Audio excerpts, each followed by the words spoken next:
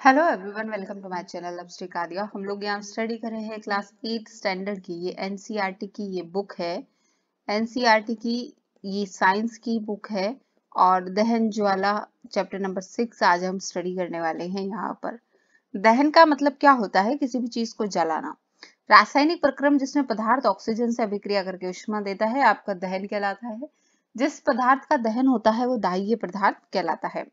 इसे ईंधन भी कह सकते हैं। ये ठोस, द्रव, गैस तीनों रूप में हो सकता है। बहुत सारी अभिक्रियाएं हैं जहां पर यहाँ पर दो प्रैक्टिकल जो दिए गए थे वही मैग्नीशियम के फीते का, जिसमें हमने पढ़ा था कि मैग्नीशियम का ऑक्साइड बनता है और ये मैग्नीशियम का ऑक्साइड कौन से प्रकृति का होता है?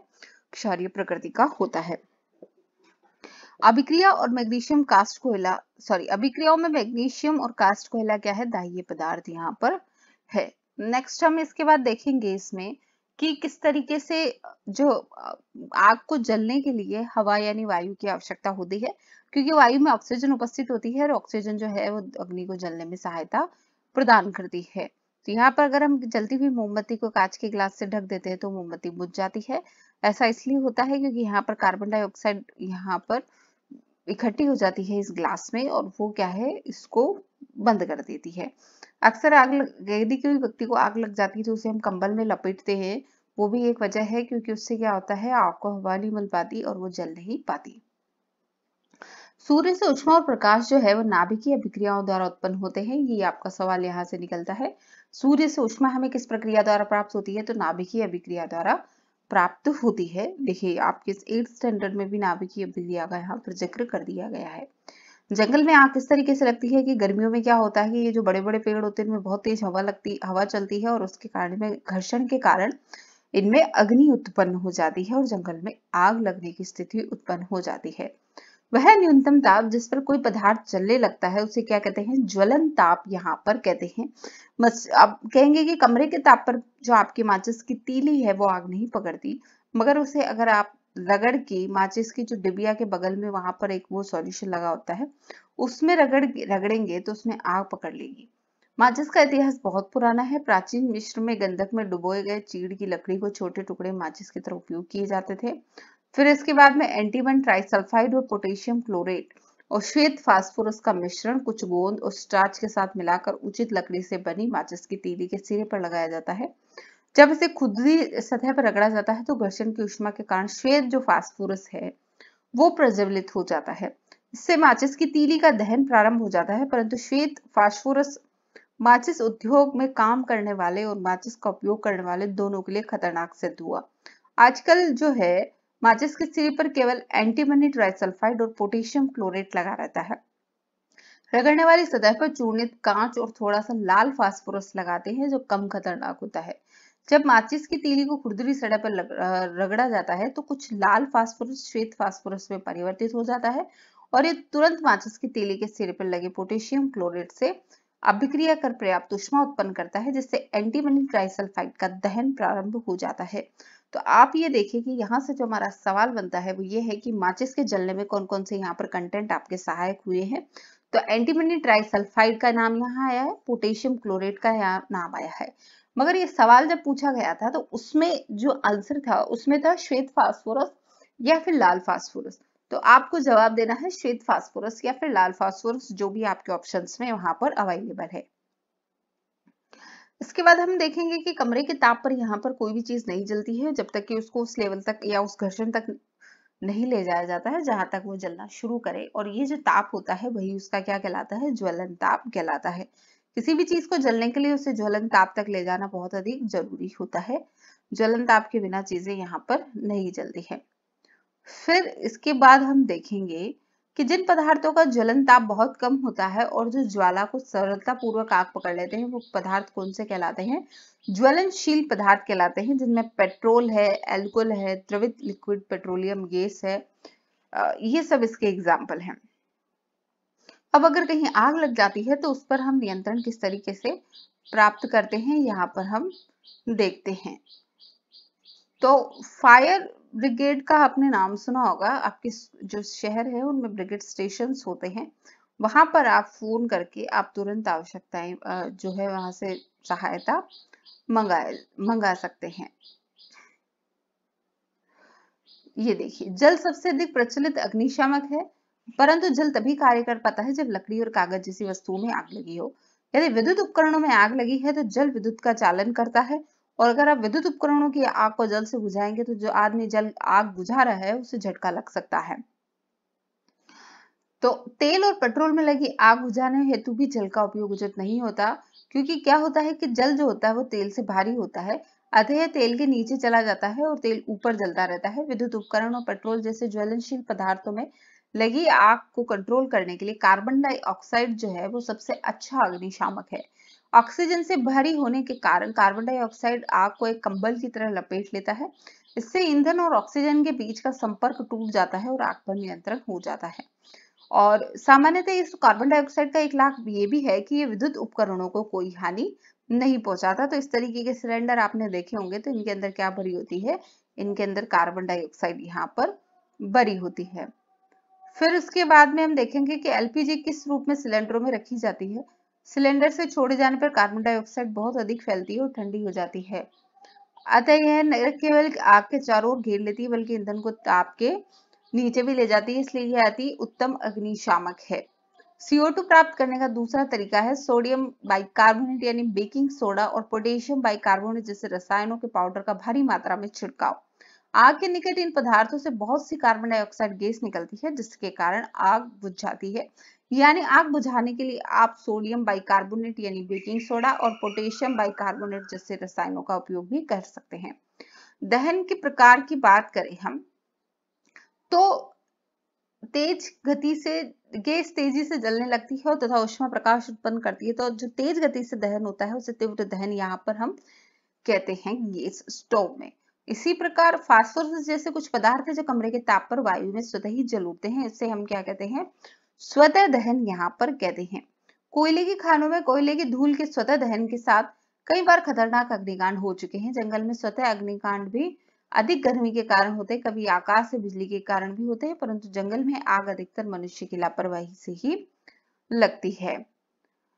आप जब भी पिकनिक या शिविर में जाते हैं और कैंप फायर का आयोजन करते हैं तो वहां से छोड़ने से पूर्व अगर आप आग को पूरी तरह नहीं बुझाते हैं तो वो पर आग लगने की एक बहुत बड़ी संभावना उत्पन्न यहाँ पर हो जाती है। आतिशबाजी में जो यहाँ पर काम आते हैं उसे विस्फोटक कहते हैं और ये पटाखों के अंदर भरे जाते हैं। इसके बाद हम ज्वाला की बात करेंगे, तो ज्वाला में यहाँ हम देखेंगे कि ज्वाला में यहाँ पर हम देखेंगे कि ये जो आपका इसको प्रॉपर तरीके से अगर हम बात करें तो इसकी डेफिनेशन यहाँ पर दी हुई नहीं है क्या। अकंपित ज्वाला के अदीप्त क्षेत्र में प्रवेश करा दीजिए। कांच की नली के दूसरे सिरे के निकट एक जलती हुई माचिस की तीली लाइए। क्या यह ऐसा प्रैक्टिकल इसमें कुछ दिया हुआ है। इसके बाद हम देखेंगे दहन के समय जो पदार्थ वाष्पित होता है वह ज्वाला का निर्माण करते हैं। उदाहरण के लिए मिट्टी का तेल और पिघली हुई मोमबत्ती के साथ साथ ऊपर उठाते हैं और दहन के साथ वाष्पित होकर ज्वाला का निर्माण करते हैं। इसके विपरीत लकड़ी का कोयला वाष्पित नहीं होता और कोई ज्वाला नहीं देता। फिर इसके बाद हम देखेंगे यहाँ पर कि मोमबत्ती की ज्वाला स्थिर हो तो ज्वाला के दीप्त क्षेत्र में एक स्वच्छ कांच की स्लाइड यहाँ पर प्रविष्ट कराएंगे और उसके बाद में हम देखेंगे कि तार का भाग तो ज्वाला के कुछ ही बाहर है और रक्त तप्त हो जाता है। इससे क्या होगा कि वास्तव में ज्वाला का यह भाग सबसे अधिक गर्म होता है। ठीक है। सोने और चांदी को पिघलाने के लिए सुनार धातु की फूंकने से ज्वाला के सबसे बाहरी भाग को उस पर फूंकते हैं। वे ज्वाला के सबसे बाहरी भाग का उपयोग ही यहाँ पर करते हैं। ये चीज यहाँ पर देखिए, क्यों? क्योंकि जो बाहरी भाग है ये पूर्ण दहन का क्षेत्र होता है, सबसे गर्म भाग होता है। फिर इसके बाद ये जो वाला पार्ट है ये कम गर्म होता है और एग्जैक्ट जहां से जलना शुरू होती है वो सबसे कम गर्म यहाँ पर होता है। तो ये पूर्ण दहन का भाग है सबसे लास्ट वाला, और बीच वाला भाग कौन सा है, आंशिक दहन का होता है, और जो सेंटर होता है आपका वो सबसे कम दहन का भाग होता है जिसे आंतरिक भाग कहते हैं। पेट्रोल, मिट्टी का तेल, ये सब जो है आपके ये ईंधन कहलाते हैं। ईंधन जो सहजता से उपलब्ध हो जाते हैं, सस्ते हो, सामान्य दर और सुगमता पूर्वक जलता हो, तो ये सब इसके कुछ ईंधन के गुण हैं। ऐसा कोई भी ईंधन नहीं है जैसे हम आदर्श ईंधन मान सकें और जो हमारे विभिन्न आवश्यकताओं को एक साथ ही पूरी कर दे।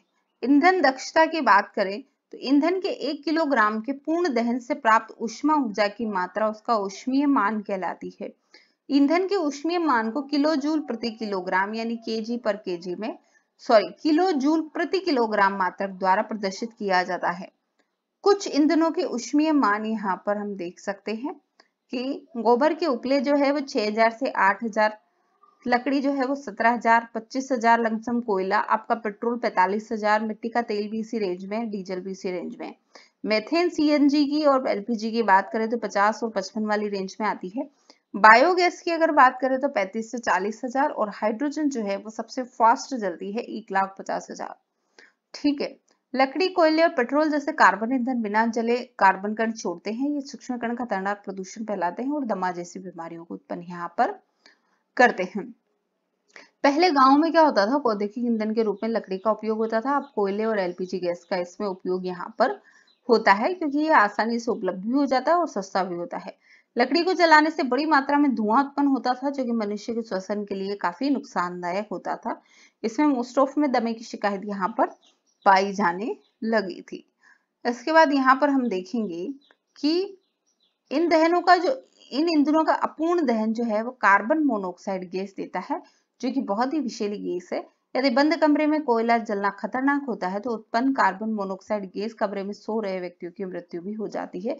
ये सवाल आपका यहाँ पर होता है कि जो कुछ व्यक्ति थे जो कमरे में अंगीठी जलाकर सो गए और कुछ समय बाद उनकी मृत्यु हो गई, तो किस गैस के कारण उनकी मृत्यु हुई? तो यहाँ पर हम देखेंगे कि कार्बन मोनोऑक्साइड के कारण कार्बन मोनोऑक्साइड की उत्पत्ति के कारण यहाँ पर इनकी मृत्यु हो गई। इसके बाद हम देखेंगे कि अधिकांश ईंधनों के दहन से पर्यावरण में कार्बन डाइऑक्साइड गैस निकलती है। वायु में कार्बन डाइऑक्साइड गैस की अधिक मात्रा संभवतः विश्व उष्णन यानी ग्लोबल वार्मिंग का कारण बनती है। ठीक है, ग्लोबल वार्मिंग यानी जो विश्व की ताप है वो लगातार बढ़ रहा है। अम्ल वर्षा की बात करें तो वायुमंडल में क्या होता है, सल्फर और नाइट्रोजन के जो ऑक्साइड है वो वर्षा के जल में घुल जाते हैं और सल्फर हाइड्रोक्साइड और नाइट्रो हाइड्रोक्साइड का निर्माण करते हैं और इनसे मिली हुई जो वर्षा बनती है वो अम्ल वर्षा कहलाती है। ये भवनों और फसल के लिए बहुत नुकसानदायक है, मिट्टी के लिए भी बहुत अधिक नुकसानदायक है। मोटर वाहनों में अगर बात करें तो यहाँ पर सीएनजी आजकल उपयोग में ली जाने लगी है। सीएनजी में क्या होता है, सल्फर और नाइट्रोजन के ऑक्साइडों का उत्पादन बहुत अल्प मात्रा में होता है, इसलिए सीएनजी जो है वो अधिक स्वच्छ ईंधन है और वो वायु प्रदूषण कम यहाँ पर करता है। पदार्थ वायु में जलते हैं वो दाह्य पदार्थ कहलाते हैं। दहन के लिए वायु में ऑक्सीजन की आवश्यकता होती है। दहन के प्रक्रम में ऊष्मा और प्रकाश उत्पन्न होते हैं। ज्वलन ताप वह निम्नतम ताप है जिसमें दाह्य पदार्थ आग पकड़ लेता है। ज्वलनशील पदार्थों का ज्वलन ताप बहुत कम होता है। आग उत्पन्न करने के लिए आवश्यकताओं में से एक या एक से अधिक हटाकर आग पर नियंत्रण प्राप्त किया जा सकता है। आग पर नियंत्रण पाने हेतु सामान्यतः जल का उपयोग किया जाता है। विद्युत उपकरणों और तेलों में लगी आग को नियंत्रित करने के लिए जल का उपयोग नहीं किया जा सकता क्योंकि इससे जो आग बुझा रहा है उस व्यक्ति को झटका लग सकता है। ईंधन दहन विभिन्न प्रकार के होते हैं, जैसे तीव्र दहन जो बहुत तेज गति से जलते हैं, स्वतः दहन जिससे फास्फोरस है वो हवा में स्वतः ही जलने लग जाता है, और विस्फोटक यहाँ पर कुछ है। ज्वाला के 3 भाग होते हैं, अदीप्त क्षेत्र, दीप्त क्षेत्र और ज्योतिहीन क्षेत्र। अदीप्त क्षेत्र, दीप्त क्षेत्र और ज्योतिहीन क्षेत्र, यहाँ पर 3 भाग यहाँ पर होते हैं। आदर्श ईंधन सस्ता, आसानी से उपलब्ध होता है, आसानी से जलने वाला होता है। इसका ऊष्मीय मान उच्च होता है, ऐसी गैसें और अवशोषक अवशेष नहीं छोड़ता जो पर्यावरण को प्रदूषित करते हैं। ईंधन की क्षमता और मूल्य परस्पर भिन्न हो सकते हैं। ईंधन क्षमता को ऊष्मीय मान द्वारा प्रदर्शित किया जा सकता है जिसका मात्रा किलो जूल प्रति किलोग्राम है। वायु में बिना जले कार्बन कण खतरनाक प्रदूषक होते हैं और श्वसन कष्टों को उत्पन्न करते हैं। ईंधन के अपूर्ण दहन से विषैली कार्बन मोनोऑक्साइड गैस बनती है। वायु में कार्बन डाइऑक्साइड की बड़ी मात्रा को विश्व उष्णन का कारण बताया गया है। कोयले, डीजल और पेट्रोल के दहन से उत्पन्न सल्फर और नाइट्रोजन के ऑक्साइड अम्ल वर्षा उत्पन्न करते हैं जो फसलों और भवनों के लिए नुकसानदायक है। तो ये चैप्टर हमारा था, इसके कुछ क्वेश्चन आंसर हम देखेंगे। लकड़ी और कोयला जलने से वायु का क्या होता है, प्रदूषण होता है। घरों में काम आने वाला एक द्रव ईंधन कौन सा है, आपका एलपीजी है। जलना प्रारंभ होने से पहले ईंधन को उसके प्रज्वलन ताप तक, यानी जितना वो गर्म हो सकता है उस तक उसको गर्म करना आवश्यक है। तेल द्वारा उत्पन्न आग को यहाँ पर तेल द्वारा उत्पन्न आग को पानी द्वारा नियंत्रित नहीं किया जा सकता, ठीक है, उसको कार्बन डाइऑक्साइड से यहाँ पर नियंत्रित करते हैं। इसके साथ ही इसमें मल्टीपल चॉइस के क्वेश्चन नहीं है और ये चैप्टर आपका यहीं खत्म होता है। नेक्स्ट वीडियो में हम नेक्स्ट चैप्टर पढ़ेंगे, तब तक के लिए धन्यवाद।